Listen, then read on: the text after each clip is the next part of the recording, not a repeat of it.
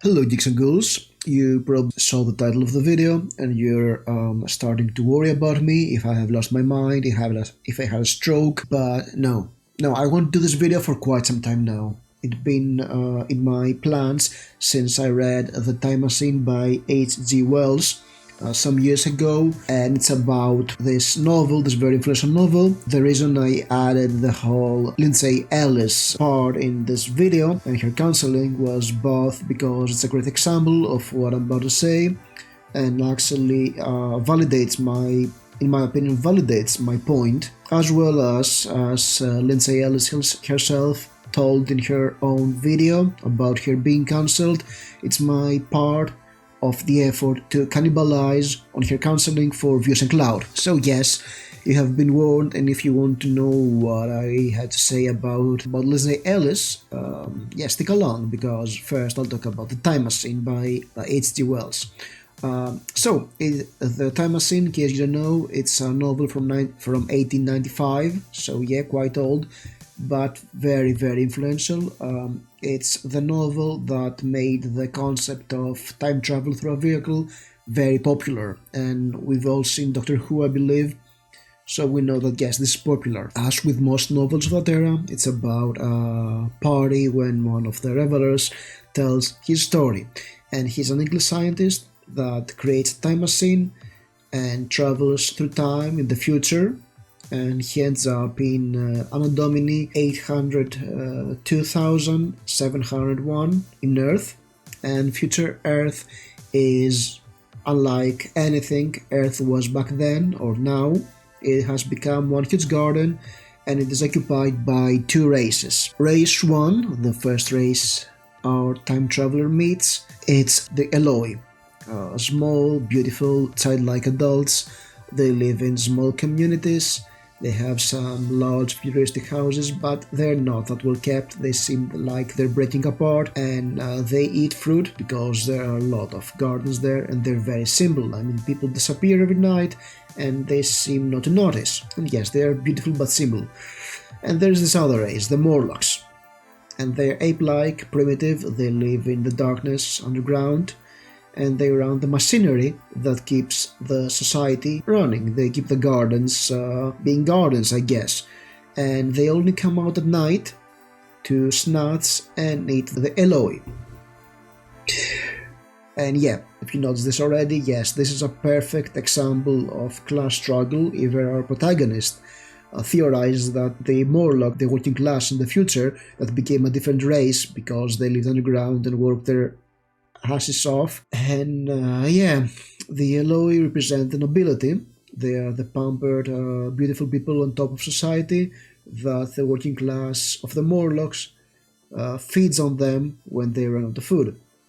So yeah, the Time Machine is a socialist revenge fantasy. But it is presented through the sensibilities of Victorian England. So yes, it's evil workers eating on the rich. And it's our protagonist who colonizes the future that must save the weak native simple people from the monsters. Which, yeah, basically that's Doctor Who.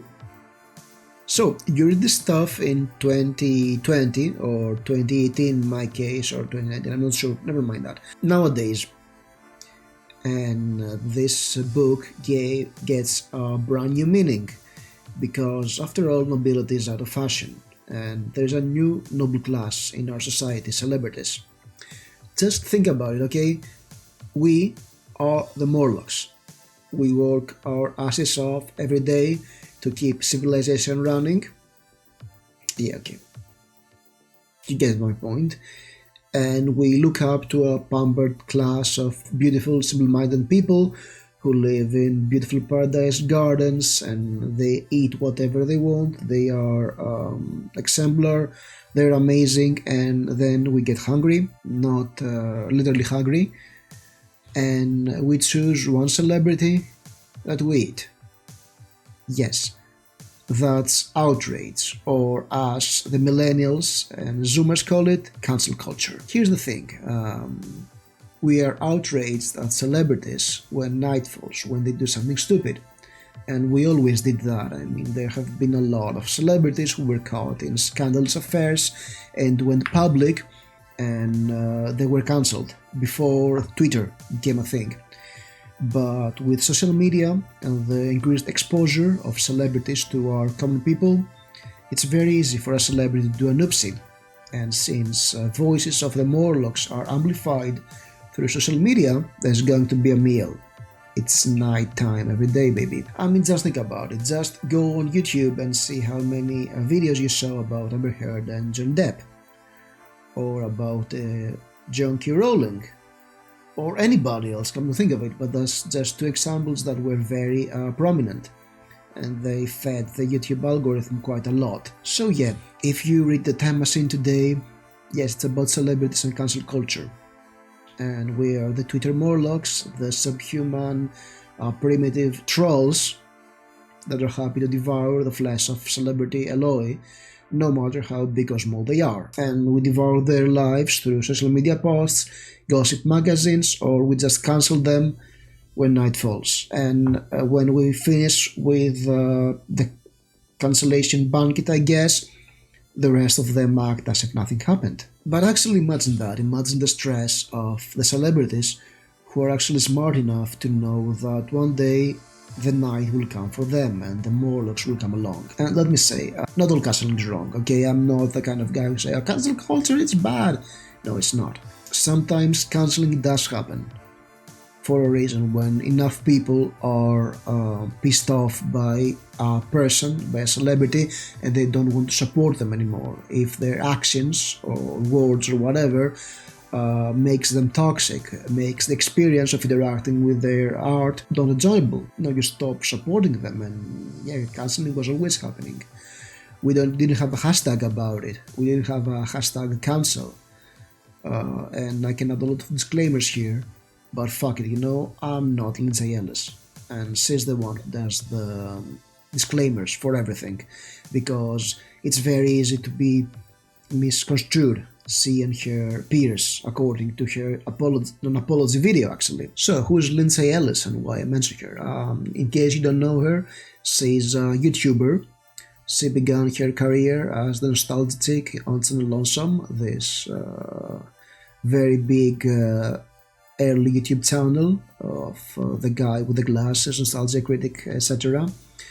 And then she left and she started her own cultural commentary channel using her name. She recently published her book Axioms End. It's a science fiction book I have not yet read.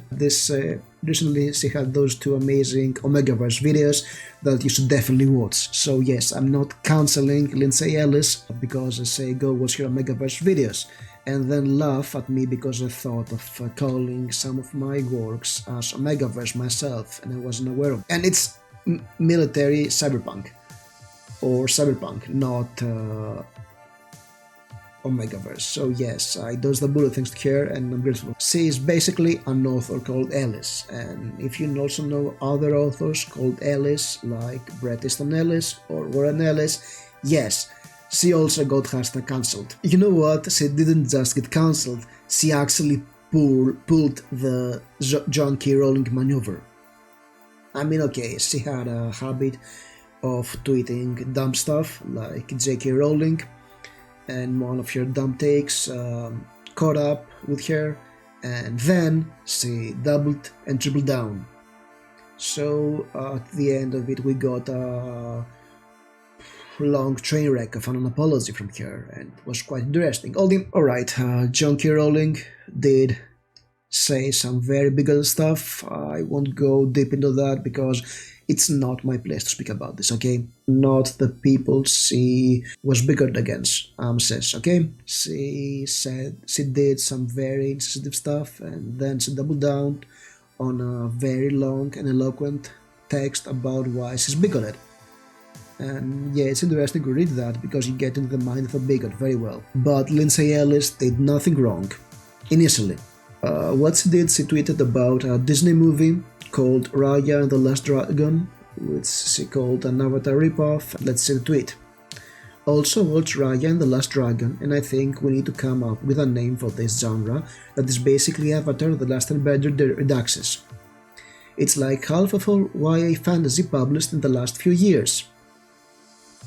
And if you can spot anything offensive in this comment, I don't know, really, do something about this, because there's nothing offensive here. She's just smarmy about yet another YA fantasy trying to being inspired by one very influential cartoon show. Big fucking deal. And she got some criticisms, because how dare she, a white lady, butt talk a diverse Disney movie? That's preposterous. She obviously hates Asian people for that, because of an American cartoon by an American company that had some Asian creators in the group, yes, but how does an American criticize an American cartoon? That's racist. That's where the stupid begins, because she replied with a golden. And no offense, because I know golden is yellow, but I can see where, if you squint, I was implying all Asian-inspired properties are the same, especially if you were already privy to those conversations where I had not seen them. But the basic framework of The Last Airbender is becoming popular in fantasy fiction outside of Asian-inspired stuff. And again, there is nothing wrong about this tweet except for squint. And then after the outrage for this comment, because okay, there was a sick burn, but also it was way out of line, and if there was a match there, she just poured a barrel of gasoline on it, which realistically would probably douse the flame, but you get the point, right? So then she makes a long-ass video, 100-minute long video, where she defends herself. And while J.K. Rowling was actually eloquent and was very clear about why she's a bigot, Lindsay Ellis did not do quite a good job on defending herself, because there are a lot of things in there that don't quite make sense, or maybe there are things there that she says that make her look even worse. Yep, editing time me, and this video got way too long and rambling, so I don't think I had the time to talk about the video itself. But there are two main issues about it. Issue number one is that it's way too long and gets too many stuff in there, and while it's well edited and well performed, it doesn't quite make sense. And number two, her main line of defense is, I'm not perfect, I've done some stuff that are not great, but stop attacking me. At some point we'll get to why this was a very dumb line of defense for Lindsay Ellis, and that's the entire point of it. And also I'm cutting way a lot of stuff I went on, because she went to places that need hours and hours of elaboration to begin to unravel and say why I disagree with that. But what I can say is that Lindsay Ellis 2021 is exactly how you do not deal with crisis management in publicity, because she did everything in a way that made stuff worse. I mean, she said some great stuff like that she believes that cancelling is performative for clout on Twitter, and I can agree with that. And she also says that she did it herself, so she knows. Yeah, so in her own words, she asked for it. She also mentions how white people often take offense for minorities, which, yeah, that's a thing that many people say. And again, I'm not quite sure if I can talk about the minority experience in the US, because I'm neither a minority or in the US. Excuse me if I say something wrong. Too bad that she is white in the US and she often talks about minorities. I mean, girl, cast the first stone. No, you can't because you have a sin there. And we'll get to the sin. She fails to mention something that is very obvious to me, who I'm not American. Actually, I'm from a very homogeneous country, racially. We're so homogeneous here in Greece that we can be racist against other white people, like most Europeans do, right? Because we can be racist to other white people. We're so white. And also, come to think of it, some hardcore racists would probably say I'm not white. Some North European supremacists or some of the old school US bigots or some theorists would say that I'm Mediterranean and I'm not quite white. I don't embody whiteness per se. I'm brown light or something like that. I don't know. Some people would not call the South Europeans white exactly. Or the Irish or the East Europeans, come to think of it. That's history, but we passed.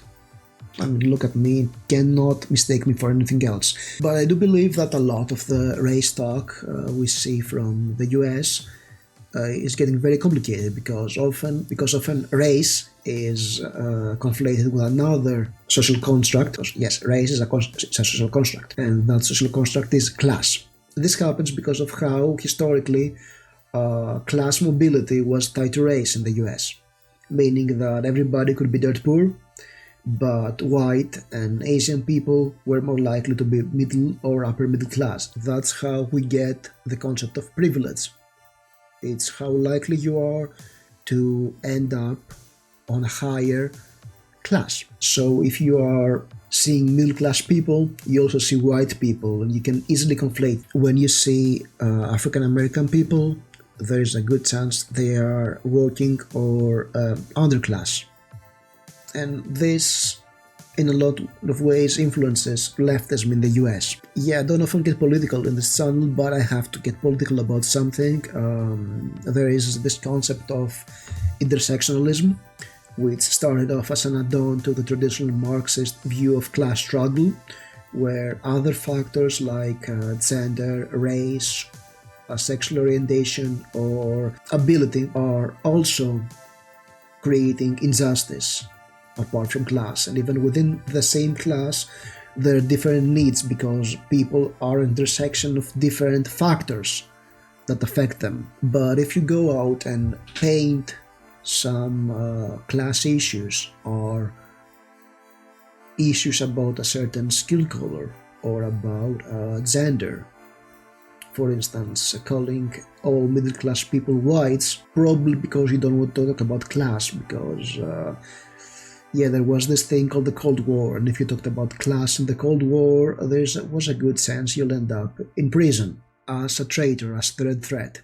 It's both a sort of subterfuge as well as an intellectual shorthand. And people who are aware of politics realize that whiteness is coded for something else. But when you popularize this term and this idea of middle class as whiteness or working class or underclass as person of color, you create a lot of confusion, because then you just see the skin color and you don't pass beyond that. One could also argue that a lot of the issues we see about systemic racism also stem from this conflation of race or gender and class. But then again, I don't know, probably it's not my field of study, so take everything I say with a grain of salt. As I've said before, I may be wrong, but the way I say it is that a lot of crime is a product of poverty and loss of faith in society and the system.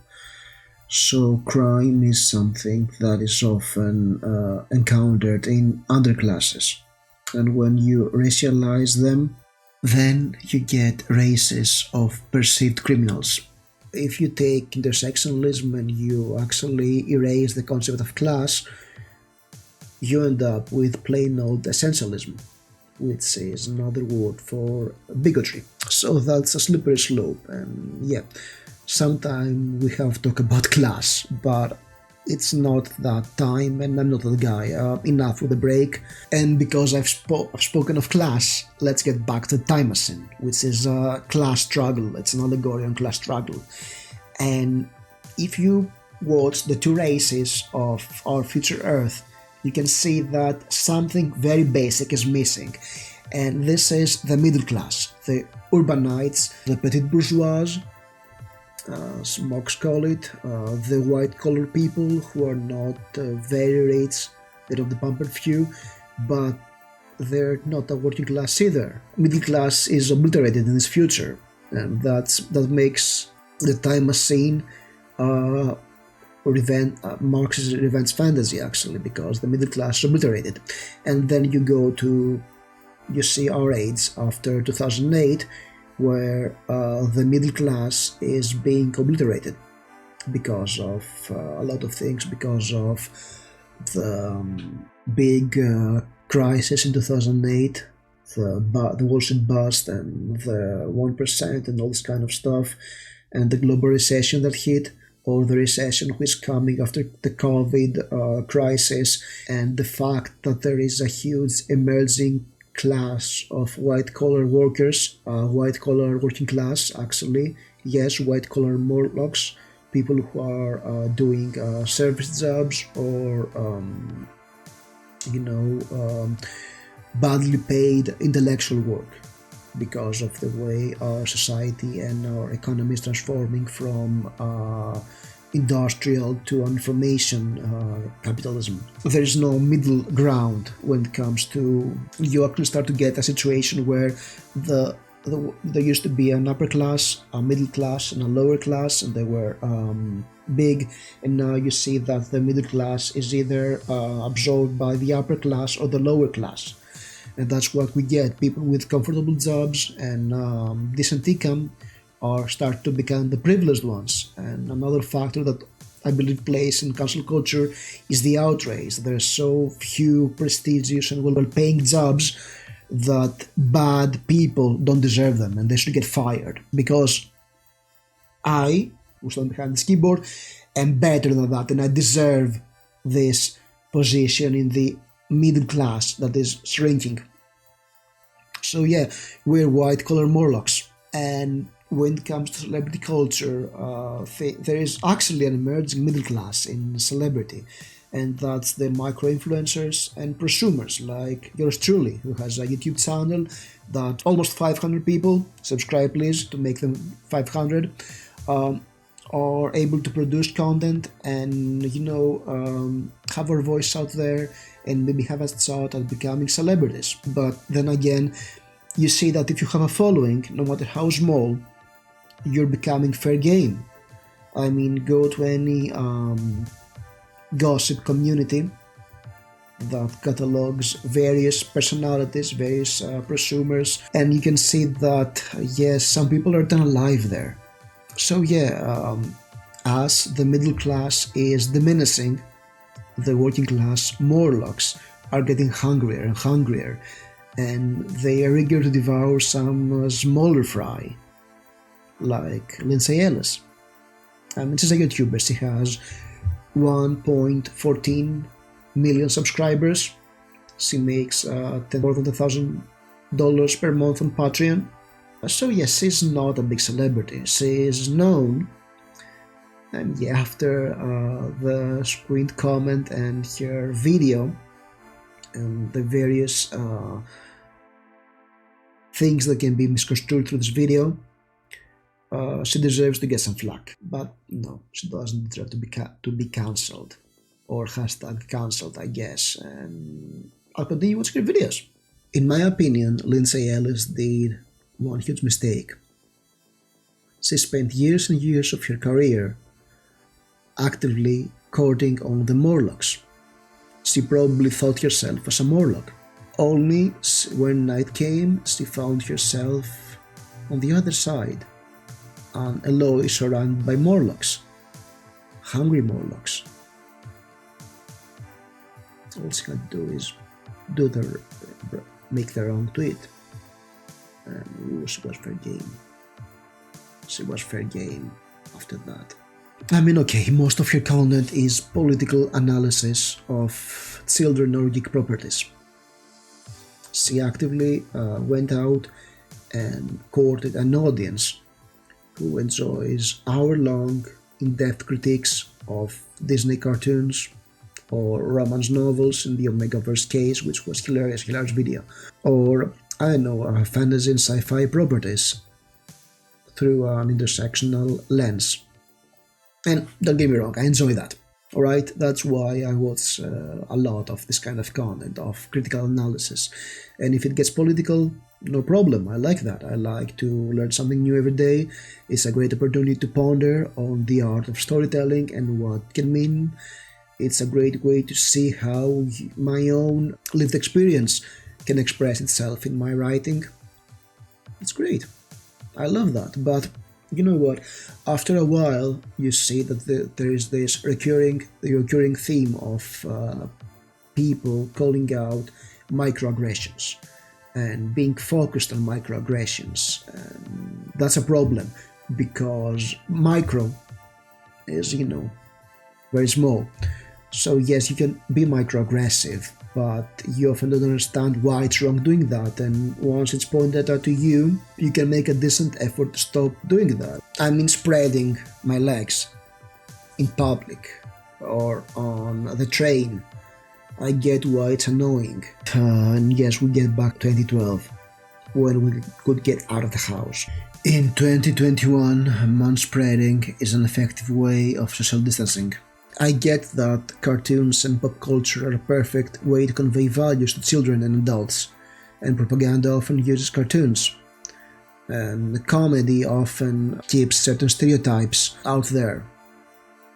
Offensive stereotypes sometimes. If you do that, if you spend too long explaining why doing one presentation of X category of people in this way as harmful, you're attracting people who believe that microaggression is literal Nazism. And I live in a country that was occupied by the Nazis, and we had way too many people die during the occupation. Using the term Nazi, throwing it around, is very disrespectful.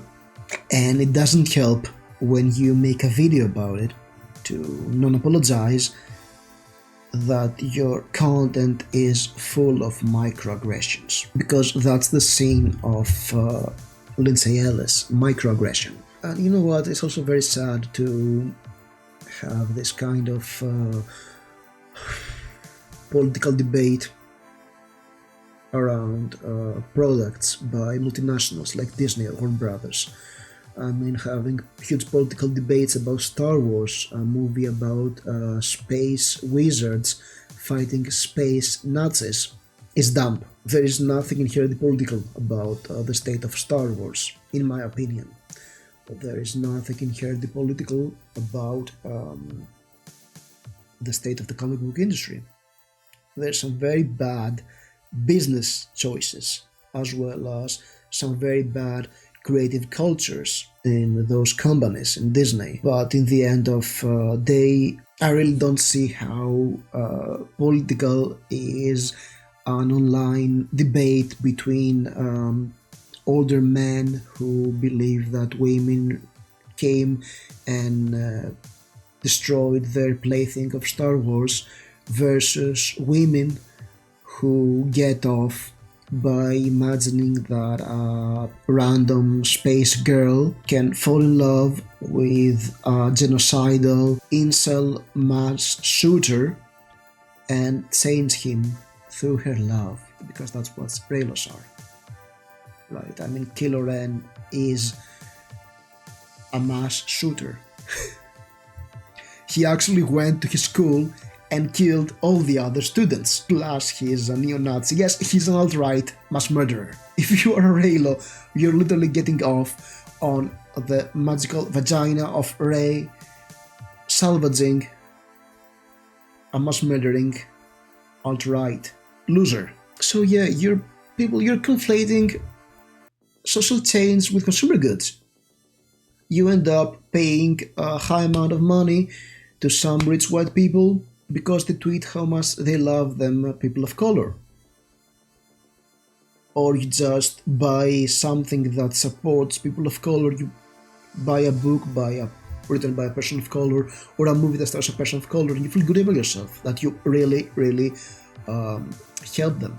So yeah, that's kind of sad. I mean, that's, in my opinion, a form of neoliberal socialism by taking ethical consumerism and pulling it up to 11 or 12 or 13 and expressing politics through consuming brands and goods and making money for multinationals who don't care about you, who are actually going in third world countries and exploit people. I mean, I've been in unions. Hell, I've helped organize unions.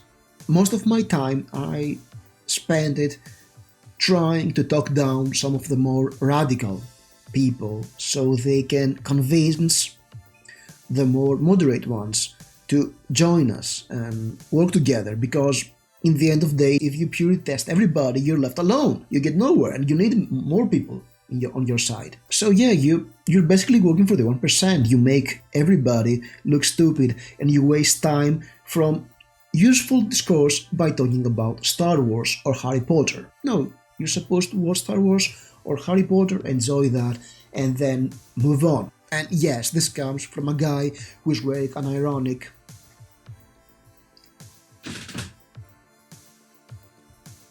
hammer and sickle using the hammer of Manowar, a metal communism t-shirt of sorts, talking about a book that was published 120 years ago and how it affects us, how it talks about social change, as well as people who talk about this stuff on YouTube. Yes, I get the irony, alright?